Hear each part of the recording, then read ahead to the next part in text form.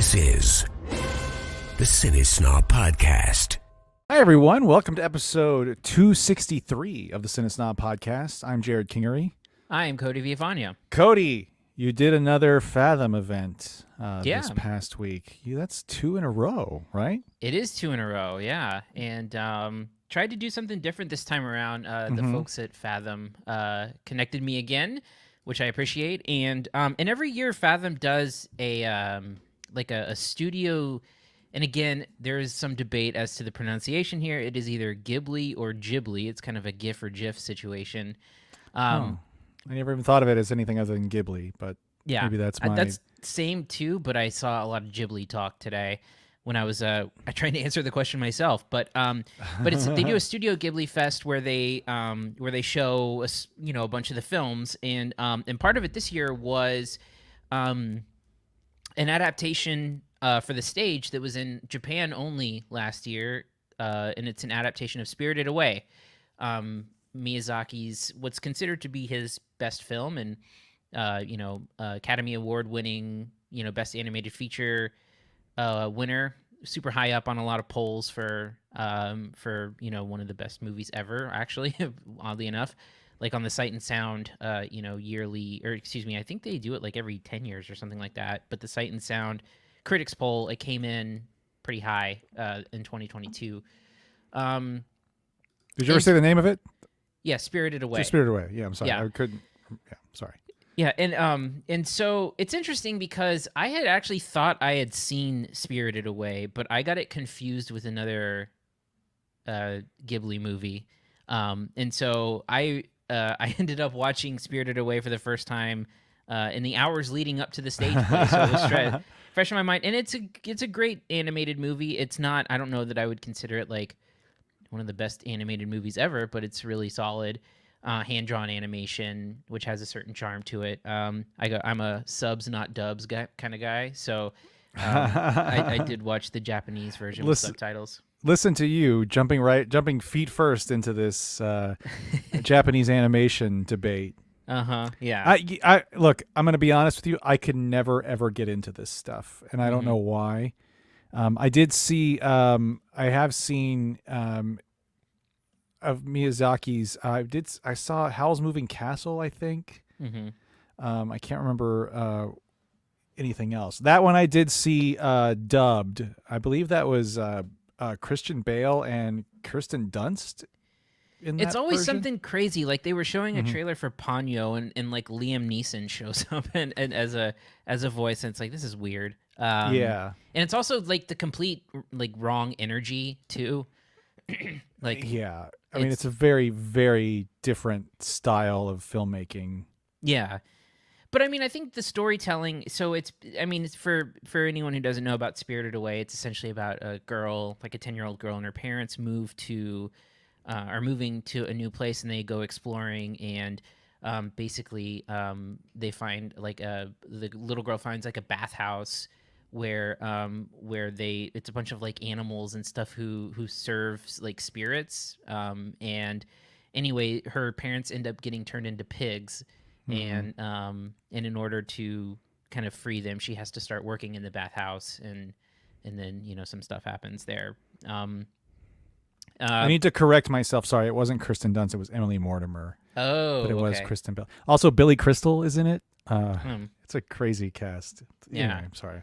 Yeah, but I'm kind of oversimplifying the story here, but that's kind of the gist of it. And so this was a stage adaptation of it that was from I believe 2022, and it was a filmed version of it, and it's kind of like a fantastical movie where you have a bunch of spirits and you have a bunch of like animals, like frogs and weird looking people come to life, and you have like there's like kind of like a witch-looking character with like a big nose, and you may have seen her before, and it's so interesting to see it come to life in this play, which is essentially not so much a stage adaptation as it is just a recreation of the movie, like shot for shot, almost line by line.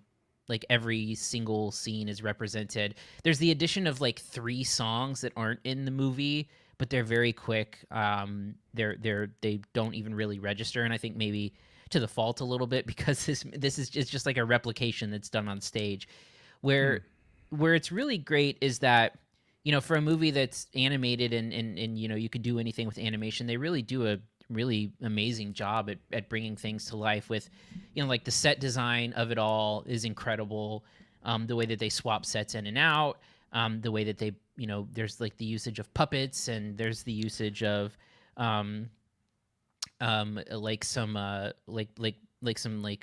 guess it still is puppets if you have like a thing on a stick that doesn't have like a mouth moving, but like there's a dragon and stuff that it's rod puppetry. There you go.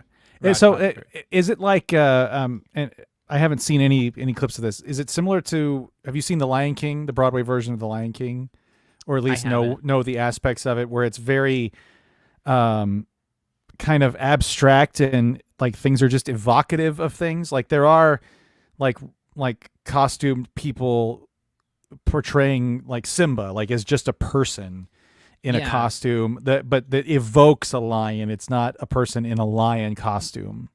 No, this is like full blown, like the movie, like the animated characters are dressed like they are the live action characters in the play are dressed exactly like the animated ones. There is a frog who is like an actual frog puppet. There's a giant baby that's in a giant, you know, baby costume. There's the pigs have like pig heads that are reminiscent of the ones in the movie. So it's like, it is like, I mean, it really is like a literal screen translation here. Right. But yeah, like the sets are incredible. The design of it all, the sort of feet of it all is amazing. It flows really well. And yeah, it's entertaining. It was one of those. It's one of those things where you sort of wonder, like, I don't want this to sound harsh, but it's like a what's the point kind of thing. Like, you know, where it's like it doesn't feel necessary, but like it feels like, you know, an incredible like technical achievement. And like they even do some really cool stuff where they use which I haven't seen too much, but I don't, you know, watch a lot of plays, but they use like a projector to show things on like a giant like in the vein of like what they would do for like, you know, Mandalorian or whatever. What's called are you talking about like it's like like a scrim is what it's called. I mean, are they using like a projection LED or an LED screen? Because I've seen that with Phantom of the Opera. It wasn't super high quality, but it's one of those things where like there's a scene that involves a train ride and they have like a train like cut out on a background, and then the background is like moving video. Interesting. Okay. Yeah, so like using that as like a set, or like they were driving in a car and to like travel through, they were like sitting on the stage holding a steering wheel, and in front of them is like, you know, the scenery moving and stuff like that. So but they didn't really rely on that all that much. It's a lot of like set pieces and stuff like that. And again, you know, I don't know if have you ever done like a Fathom live event, like a play or not a play. The only live thing was that movie, the Woody Harrelson movie. I can't remember the name. Oh yeah. I don't remember the name of that movie, but yeah, it's a really cool thing where like I could see so Fathom does like National Theatre Live, which is British theater that they beam in, you know, like 5 or 6 shows a year. I went to one last year. It was a Jodie Comer play that's now opening up on Broadway. And I could see why Broadway wouldn't want this, because I think they want, you know, people to travel to New York and to pay their shows or buy it when it's touring. But it really is like a cool way to like stay connected with these types of shows if you're far away from it. And this was actually like audio and visually wise the best Fathom event I've ever been to. It looked great. The sound I was at Santikos Embassy, and the sound was cranked in there. I kind of wonder if maybe that was left over from that's the screen where they did the Metallica premiere. Okay. 72. What is it? 72 seasons. Yeah. But it looked and sounded great, which you know has been an issue with some events in the past. but it didn't look like one that was coming in from like a satellite dish. It looked like they may have had like a DCP of it, and it looked all the better for it. So yeah, it was a really great experience. You know, I like I said earlier, if you're a fan of the movie, I don't know that you're going to get anything different or new from this, because it really is a total retread. You know, you get a little bit of extra music, you get some dance numbers, you get some songs that aren't in there. But really, this is like a translation from the animation to live action. And so if you're a big fan of the movie and would like to see what it's like coming to life, I would definitely check it out. I mean, it is a good show. And I think also it follows the movie so closely that if you like the movie, I don't see why you wouldn't like the show. Now, maybe I missed this. This is a Japanese performance, correct? Yes. So the way that it worked was that they had two separate casts doing the show at any given time, and they filmed both performances. And so the remaining performances, one is one actress playing the main character, and then the next two will be the other actress playing the main character. Okay. But it is subtitled. It's all Japanese in subtitles. You know, it's almost 3 hours long. It's like 2 hours and 45 minutes or so. No intermissions. Oh boy. And but it kind of flies by. I mean, again, if you're familiar with the beats of the movie, you know exactly like, you know, what you're getting into. But yeah, I had a good time. It was really enjoyable, and like I said, the technical feat of it all was kind of amazing. Cool. By the way, that movie, Woody Harrelson movie, was Lost in London. Lost in London. Yeah, that's that was right. an interesting experiment. It was fun to watch. So yeah, you can get your tickets fathomevents.com. Yeah, if you're listening to this today, there's 3 more events remaining. There's one on April 25th, April 27th, and May 2nd. All of those tickets and everything can be found at fathomevents.com. Cool. All right, anything else before we move on? No, I think that's it. All right, let's get started on reviews. Here are this week's reviews. First up, we have Evil Dead Rise.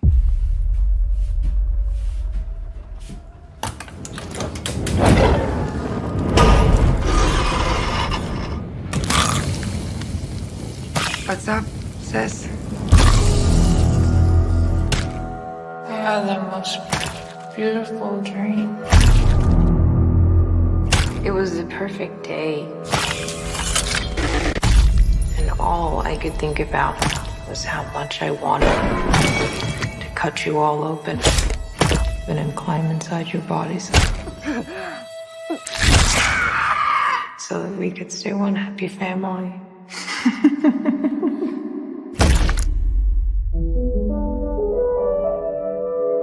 When I was just a little girl, I asked my mother, What is this, Danny? I found it. what will I be?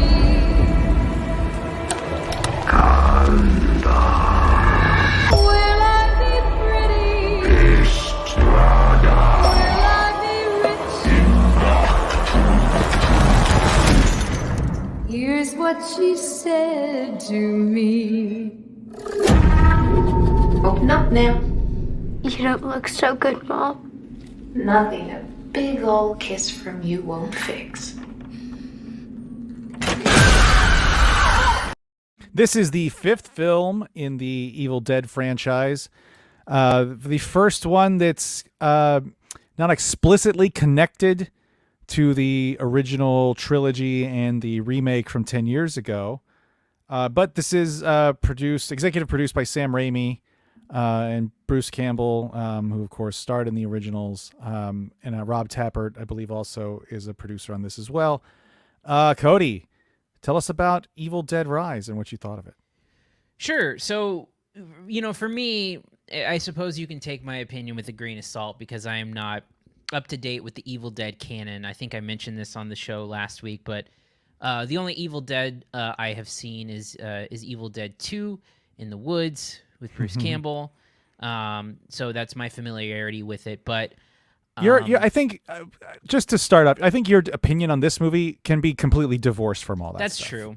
Well, yeah, and I think it's just in terms of like comparison and stuff, but Okay. and like you know, vibe and whether or not it Gotcha. tackles it. But I mean, I have an idea of the vibe of Evil Dead too. So, but But yeah, in this movie is doubly interesting because it was originally supposed to be an HBO Max movie, and that's what it was, intended for. And I believe it was like completed with the intention of being an HBO Max movie. And word is that it just ended up testing really well, and they decided to move it to theatrical, which I think is good for it. It made like over $20 million this weekend, and it has positive reviews. So yeah, it's good, good business move at the end of the day. But I think it has, and correct me if I'm wrong here, but really, follows the same sort of setup and premise of the other Evil Dead movies, which is very simple, just sort of like finding the Book of the Dead and it's basically awakening evil by speaking the words in this Book of the Dead. Yeah. Mm-hmm. And then you see the people being possessed. Yes. And yeah.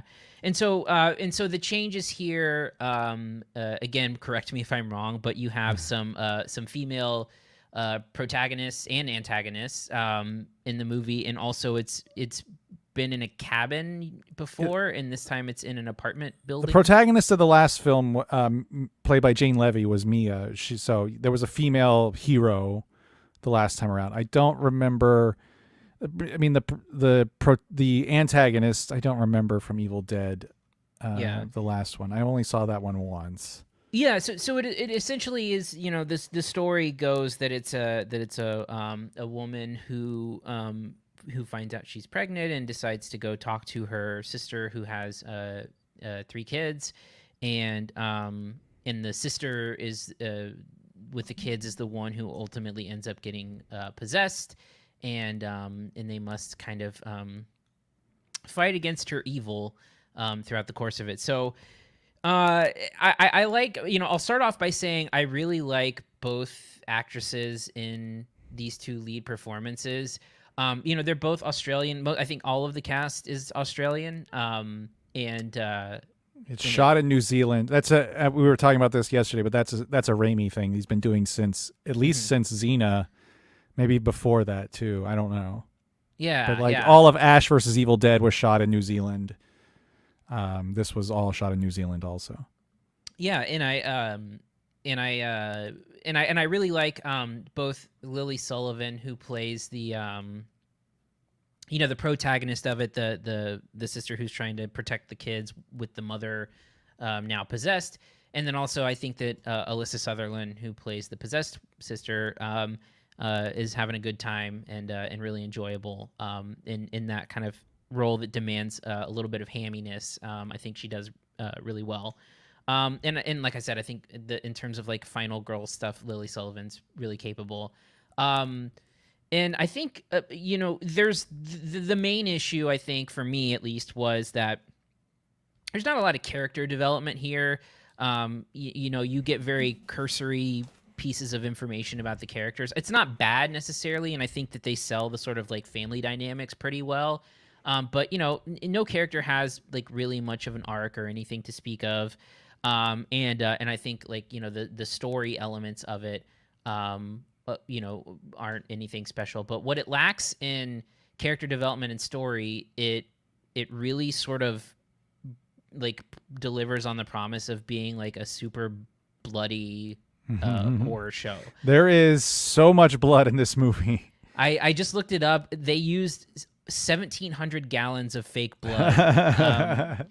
And it's in sort of in contrast to the blood complaint about Renfield, all being CG. This is like all, practical effects blood. Caro syrup, I guess. I don't know what they use these days. And it makes a difference, it just looks better. It looks more convincing. It's cooler. There's a lot of practical effects going on with all of this stuff, and I think it just kind of like delivers on like the horror elements of it. I'm not, well, actually, I was going to say I'm not a huge horror fan, but I think that's slowly starting to shift. I'm starting to enjoy it as a genre a lot more.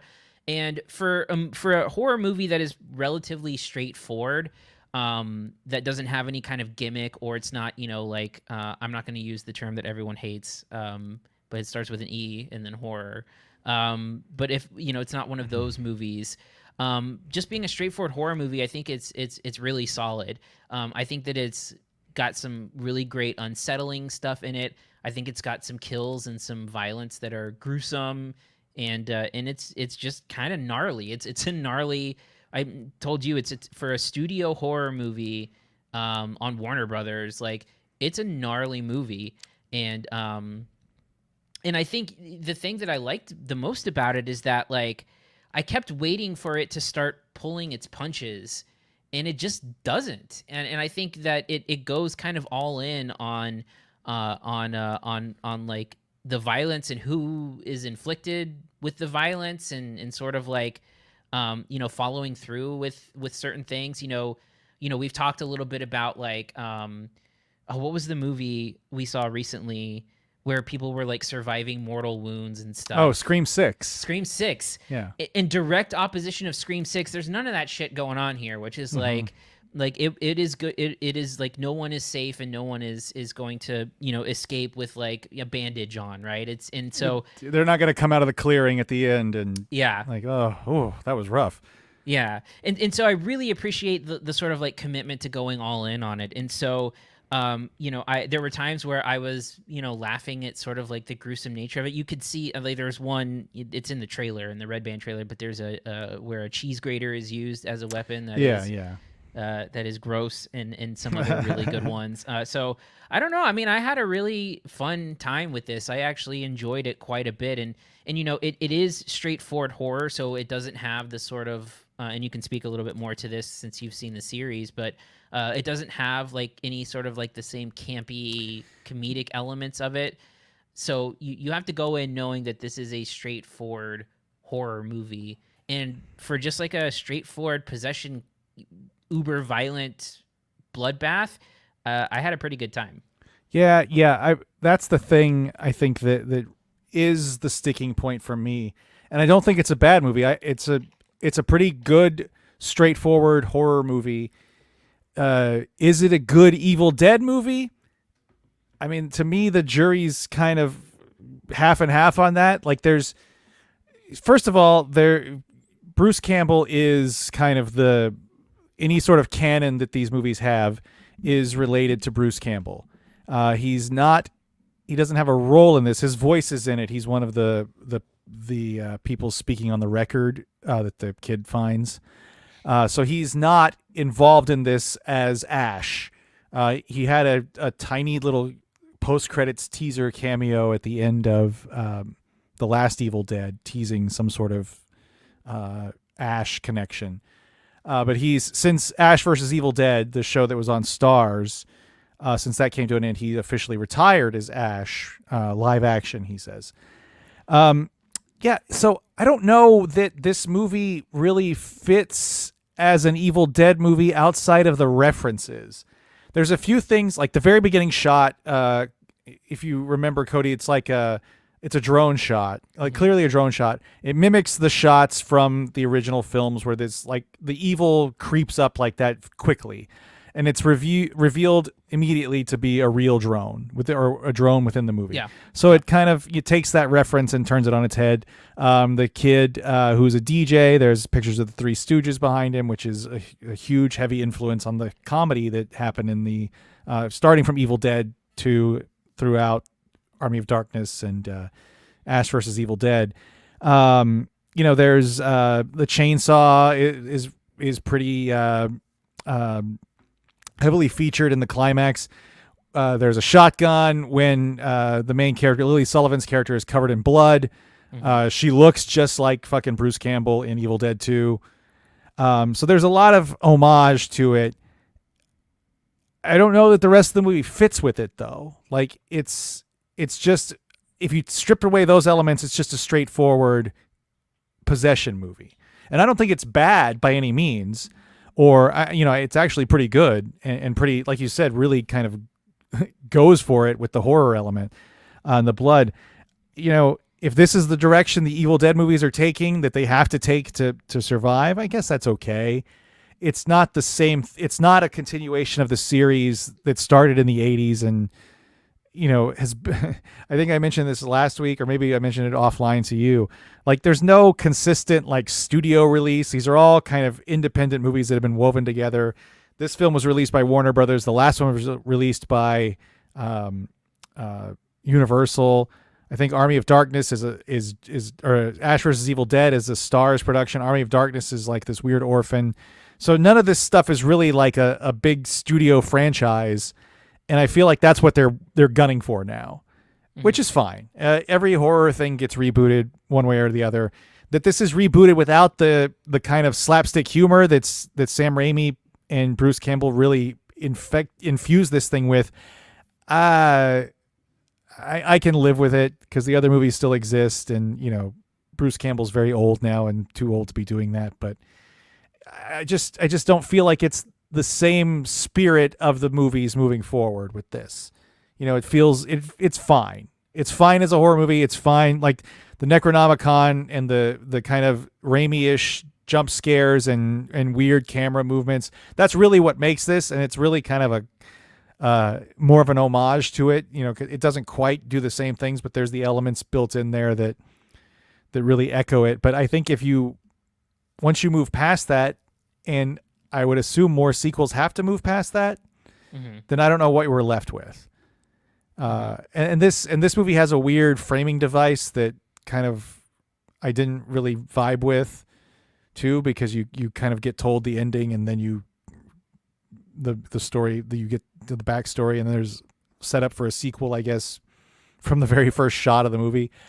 I don't know. I liked it. I didn't love it, and I don't love it as an Evil Dead movie, but it's a really solid horror movie. What's your I know you only saw Evil Dead 2. That time you and I were there, and some buddies of mine were there with a bunch of other people in the woods. What was your takeaway from Evil Dead? Evil Dead 2. I don't remember talking about it.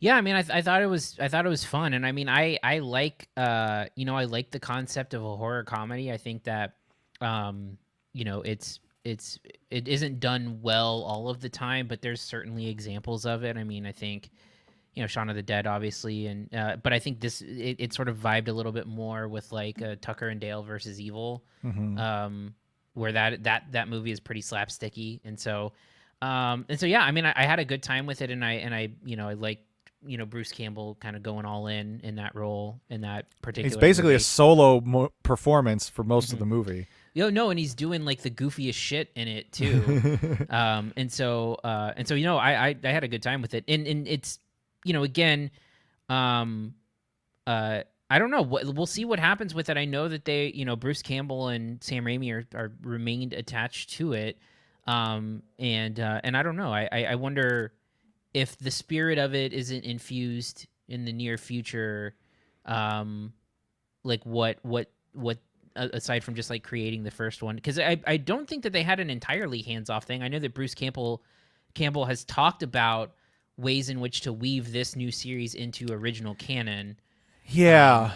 And that's the thing I was getting at before, is like, it just really is Ash Williams is the canon. Like, there's no lore. Like, the lore is the Necronomicon, and he was foretold and then, as being the hero, which is what a lot of Ash versus Evil Dead touched on, which is a very, very fun show. I had never watched the third season. I never got around to it.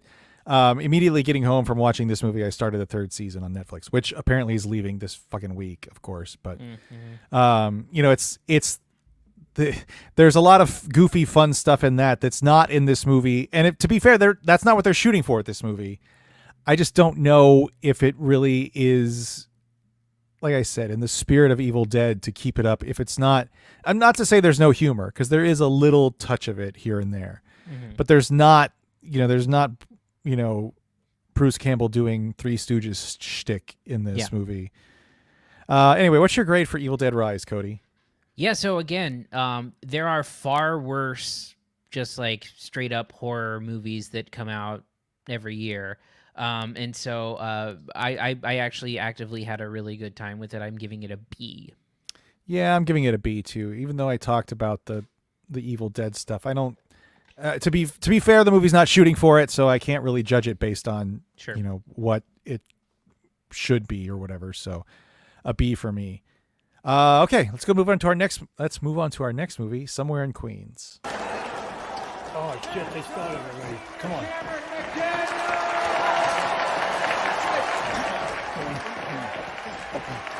Don't push me. Just get up there. Yo, give me some hopings. Can we sneak a win? Hey, why not? Right? That's what I want to hear. Finally head forward, standing 6 foot 2 inches. This man. Calm down. Breathe a second. David Matthew, USA!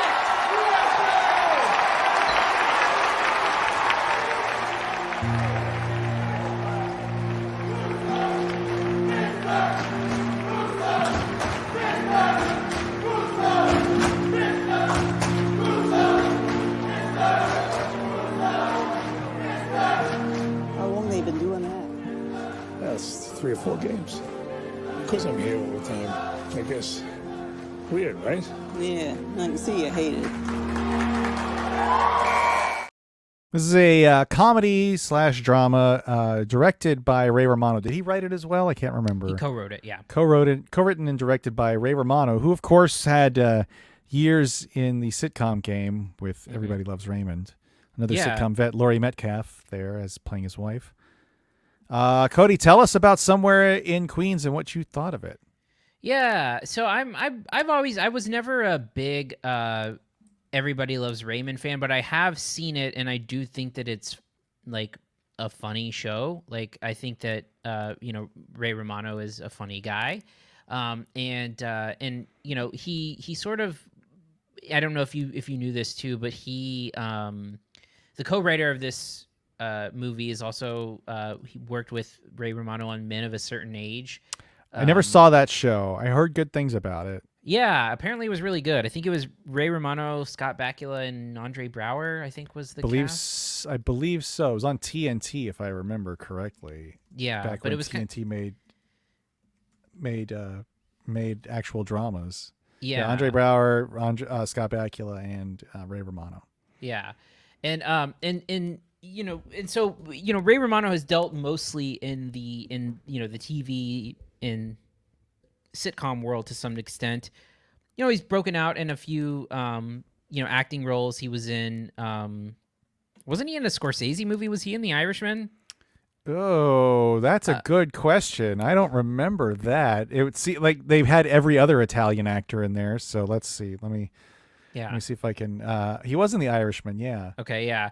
I thought I remembered that. And then also, of course, Big Sick, Ice Age. Yeah. Oh yeah. The Big Sick.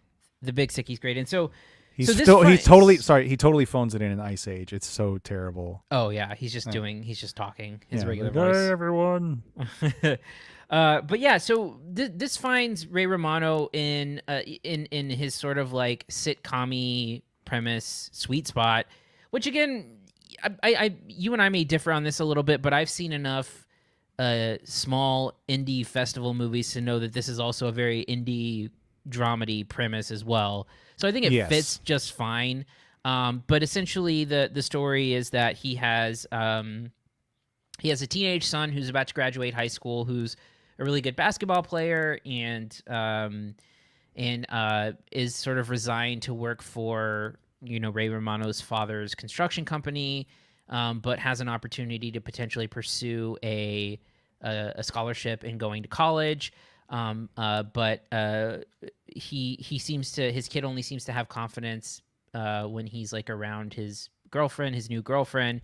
They break up, and Ray Romano decides to try to get them back together to maintain his confidence so that he can get a scholarship and go to college, basically. And so it sort of has this sitcom-y premise of, Ray Romano's middle-aged character sort of like wedging himself into his son's business. And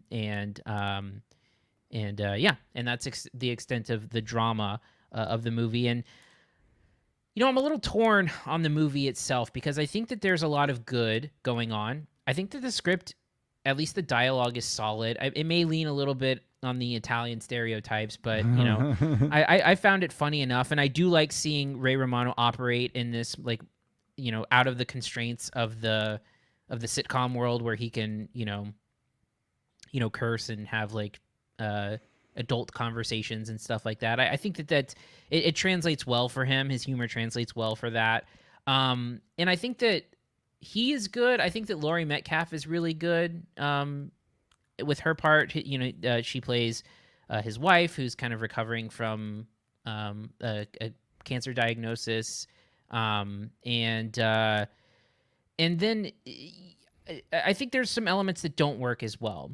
I think in particular, one of the big problems is the sort of construction and writing of the character of his son, where his son, is written to be like one of the most cardboard and boring characters of the movie, but yet the main drama is really between like him and his son in terms of him like overstepping his boundaries here. And one of the things you see in the clip there is that his son is like this star basketball player who is just sort of like foregoing the opportunity to even try out for a college to work at the construction company. But his son is like indifferent seemingly towards all of it. And there's never any conversations with like Ray Romano's character and the son about any of this stuff, which would help inform the character, help create a little bit of drama, and help this guy from like not being a cardboard cutout for half of the movie, where like there's no conversation about like, hey, do you want to keep playing basketball? Do you love it? Like, do you enjoy it? Do you really want to work for the construction company? There's none of those conversations. The one thing that you get is that he seems to be like this secret wannabe poet, but like, if you recall, there's like a scene where he's talking to his girlfriend where he says something like, I ain't never tried to do sex before. And it's like, this kid wants to be a poet, but that's...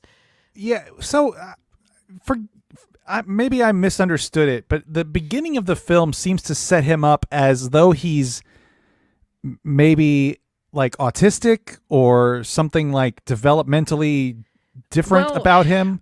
I don't know that entirely, because you do have this scene with Ray Romano and the girlfriend when they're isolated where he starts talking to her about like how he was like really clingy and like he would go to sleepovers and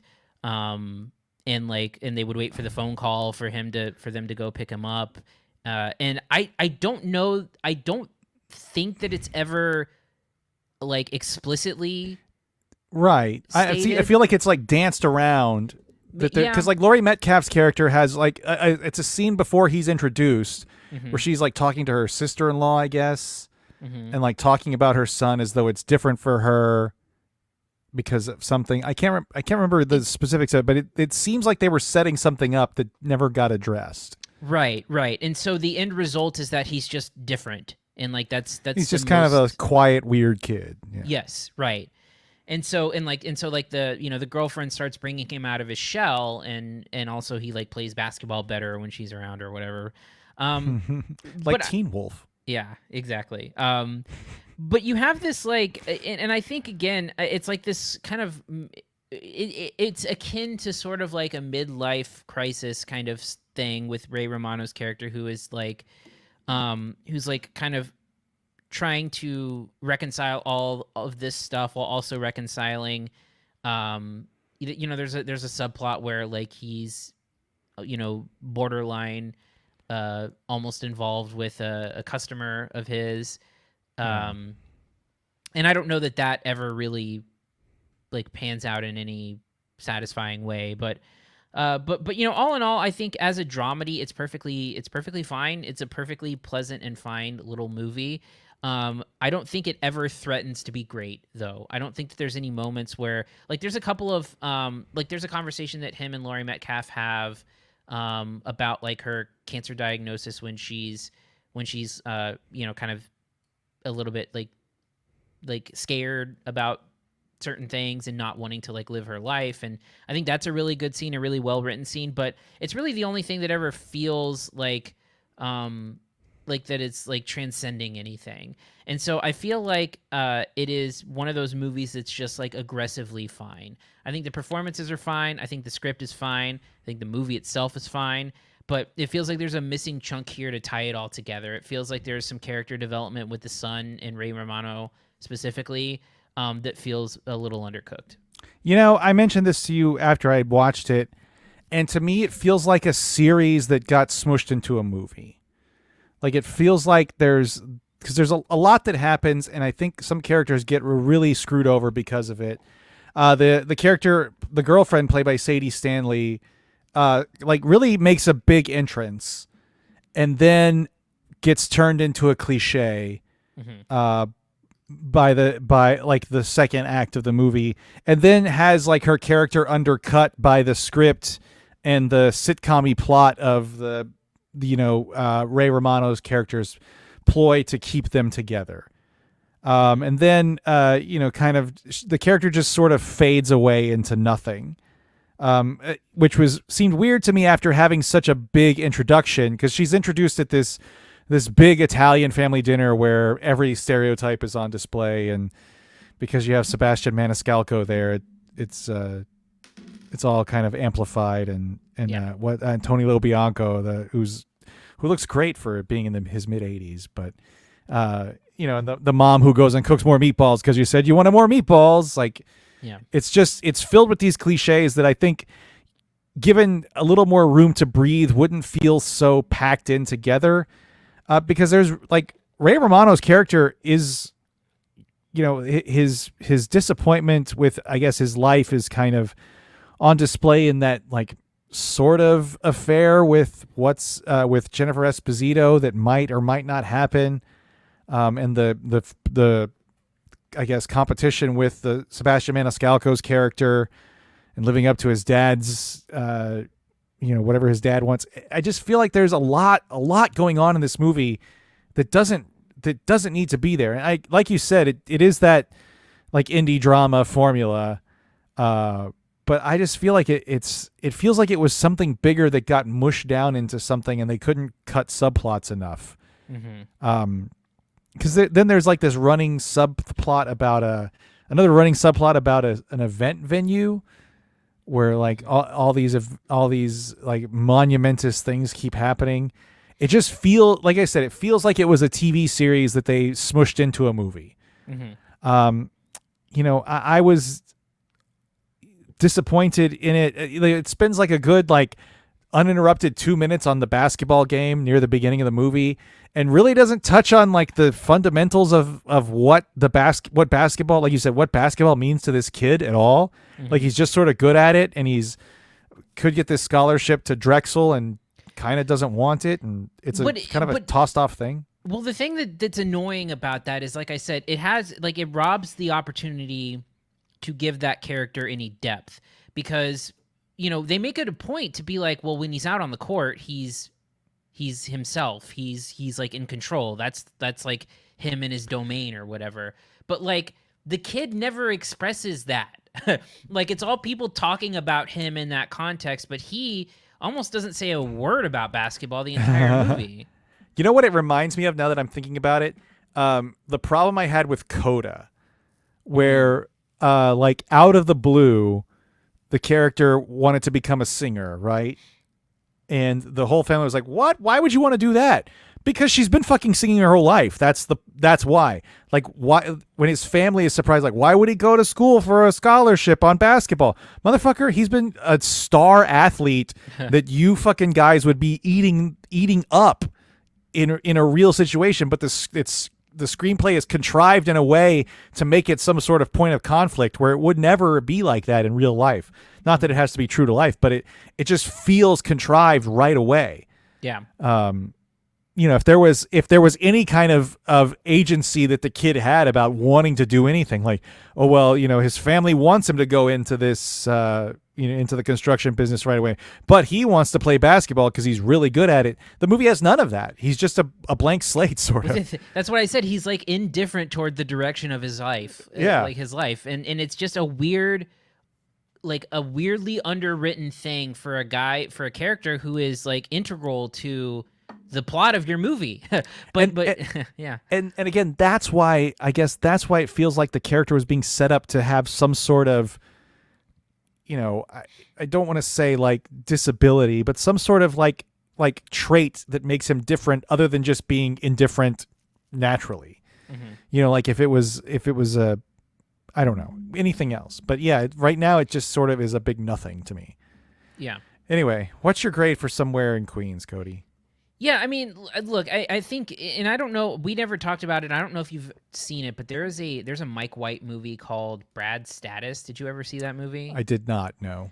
So there's like a very small point in that movie where it becomes something that I think is like genius, where it becomes this like idea of like a father having resentment towards his kid for like surpassing him, like for like having better opportunities, like being like having more opportunity, like all of this stuff, and it almost feels like this one, like it again flirts with the idea of like he's like Ray Romano's character is doing it for himself, right? And it's said towards him, but again, it doesn't follow through on any of that to a satisfying degree. And I know we're saying a lot of negative stuff about this, but I think that it's still like a charming movie, and I think a B- is appropriate, but it's really on the cusp. Like it almost is undone by its narrative construction as well as its characterizations. I should add also, I'm going to give it a B- as well. But the cast is really great. It's a really stacked cast. I mean, I joke about Sebastian Maniscalco being a Italian stereotype, but I mean that's what you hired him for, Right. It's kind of his whole act. But Ray Romano's good. Laurie Metcalf is really good.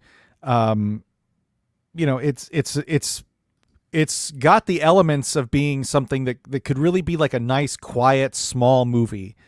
And I just don't think it ever really connects the dots on anything. But yeah, B- I think is fair. Yeah. All right, let's move on to our last movie, Guy Ritchie's The Covenant. Why you want this job? I need the money, sir. And what was your profession before this? Mechanic. You good with cars? Anything with an engine. Oh yeah? What's this?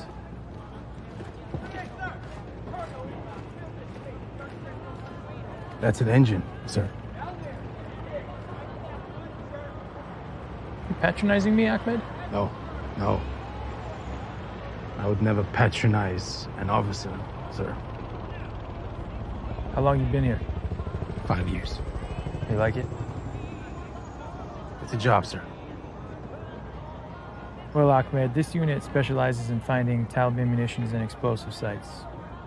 Basically, we get into trouble. Sadly, we lost our last interpreter. Understood. And it's Ahmed, sir. Oh. Yeah. Well, it's Sergeant, not sir. I didn't see this movie, but Cody, you did. Tell us about. I also like when they have to do this, I guess, for some sort of copyright reasons, where they have to put the like Guy Ritchie's The Covenant, in front of it, like Lee Daniels' The Butler, or Precious from the novel Push by Sapphire. Anyway. Yeah. Well, it's interesting that this is the one that has his name on it because it's one of the least Guy Ritchie movies that there's been, just in terms of like there's no like style to it, which is like, if nothing else, there's style in a Guy Ritchie movie. There's no like, big memorable characters or anything that you might come to know about it. But what you do get is a movie that, as far as I can tell, is not like based on a true story. It's just kind of like a fiction movie about it takes place like in the war in Afghanistan, where essentially Jake Gyllenhaal's character is like leads a squadron, and they have an interpreter played by Dar Salim, who you see in that clip. And they essentially get ambushed, and the interpreter character ends up kind of like saving Jake Gyllenhaal's character's life, dragging him across a ton of desert and getting him to safety. And then what ends up happening is he has to go into hiding and doesn't and didn't get the visas to come to the United States. So Jake Gyllenhaal is kind of like consumed with being able to go rescue him and bring him to the United States, which was part of the agreement of being an interpreter. So like I said, it doesn't have the flash or the substance that you would come to expect, or like the visual substance that you would come to expect from a Guy Ritchie movie, but it is a very taut, intense, like military action drama. There's not a lot of fat on the movie. It's 2 hours long, but it moves really well. It spends a lot of time in Afghanistan, like showing, you know, their roles, and then showing the ambush, and then showing the rescue, and then, you know, kind of like the mission to get him back. It's you know, aside from like some drone stuff, it's very straightforward visually. I think Jake Gyllenhaal is good. I think Dar Salim, who plays the interpreter there, is fantastic. And I think that he's like the best part of the movie by far. And a lot of the movie is just them too. And I think you know, they both do a really great job. I think that it delivers on, like, if you're a fan of like war action movies and shootouts and stuff like that, it delivers on that. Do you remember The Outpost from last year? Was that last year? Was that the? It was a COVID. Yes, where it was like just a siege from above. Yes, was that the one? Yeah. Yes. Yeah. That was like based on a Jake Tapper story or something. Yes, I do remember that. It's kind of similar to that in a way, where like there's a lot of. Yeah, I know. Sorry, 2019. I'm just remembering now. It was like a pandemic VOD movie that when we were 2020. Sorry. Stuff. Yes, I remember this. Yeah, Scott Eastwood. I think Caleb Landry Jones is in that. Yeah, is it Orlando Bloom too? Yeah. Okay. Wow. I really liked that movie. It was a great movie, and this has the same thing where it has like a lot of tactical stuff behind it. There's a lot of like, again, like war stuff, and you know, like shifting perspectives and stuff like that. So it really delivers on that. I think that, you know, there are a couple of moments that I think, you know, I said there wasn't an ounce of fat on it. That's for the most part, but there are a little bit of like repetitive decisions where I think you could shave maybe 10 minutes off, and it would be a better movie for it. Like some stuff where, you know, there's a scene where like Jake Gyllenhaal is reliving stuff that like we've already seen, and so it feels a little bit redundant. You know, I think my worry with a lot of this stuff is that it really becomes like a jingoistic kind of thing, and I think that this sidesteps that for the most part. You know, I do think that occasionally they use like certain elements for dramatic purposes that, you know, I don't know, feel great all of the time, but you know, it's a really solid movie. I think that it connects with its emotional stories of like, you know, the debt that Jake Gyllenhaal's character feels like he has to pay for saving his life, and I think it does a really good job at like I said, creating tension. I think there's legit like really solid tension, even when you know how the story is going to go, because it's in the trailers. It still is able to ratchet up the intensity and do so in a really impressive way. Like I said, I think there's maybe some like too neatly wrapped up narrative stuff. I think there's a little bit of repetitive stuff that keeps it from being truly great. But as far as like a war movie, I like this spin on it. I like the idea of telling this kind of story. It doesn't necessarily have to be based on a true story, and it can be kind of like a military / war movie that's essentially turns into like an action thriller or like a rescue movie. So I thought it was pretty solid. Yeah, I'm curious how much longer these war on terror movies will still be told or still be made. I remember us talking about the first Iron Man movie, I think on our other podcast, how that was very much rooted in the war on terror, which seems so antiquated now. I know, yeah. Anyway, what's your grade for Guy Ritchie's The Covenant, Cody? Yeah, I mean, I'm going to give this a solid B. I think that it's a solid movie. I think that audiences in particular will probably eat it up. I just looked and it had an A cinema score, which doesn't surprise me at all. And like I said, it doesn't lean heavily into the jingoistic stuff. It's weird that Guy Ritchie would make a movie about the American military, but here we are. He has some of the weirdest choices in filmmaking. Like, I mean, it doesn't look like a Guy Ritchie movie, I assume. No, not at all. Yeah, not at all. Like Aladdin didn't either. Yeah, no, this is a very, I mean, I hesitate to call it gritty because it is like polished, but like there's no flair to it. You know, there's no, like I said, there's no style to it really, aside from some drone shots, aerial shots. It's very straightforwardly told, visually at least. All right.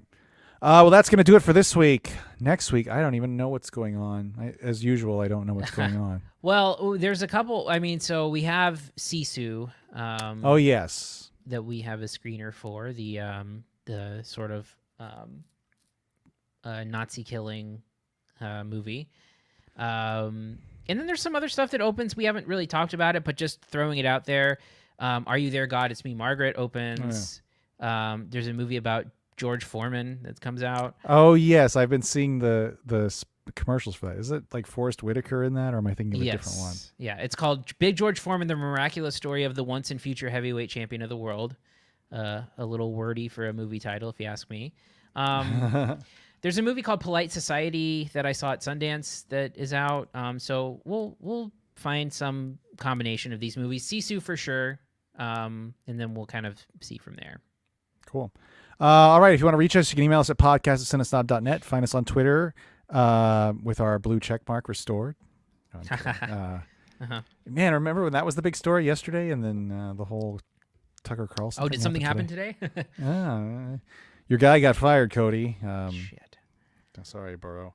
What am I saying? Find us on Twitter at CineSnob, Facebook CineSnobNet, YouTube.com/CineSnob. Anything you got going on, Cody? The Ramble? Yeah, Ramble. Ever? Yeah, Tuesdays, Wednesdays, Fridays for all of your Ramble needs. And just wanted to celebrate my first place at the Spurs Trivia last week. Oh, yes. Against first, technically. Against my old coworker, Facebook pal, Humby Severa. Yeah. I messaged him about it over the weekend. He's like, man, I just wanted them to Google something because everything was so easy. Yeah. Like Google something to just try to break this tie. Well, so I mean, for reference, we tied and we got every question right. So that was 18 total questions and then 2 bonus rounds. We got both teams got every answer right. And you told me the last question was like the order of championship victories, like which teams? Yeah, which team the Spurs beat in order. So easy. For the championship titles. Yeah, Knicks, Nets, Pistons, Cavs, and Heat. I can rattle that off like it's my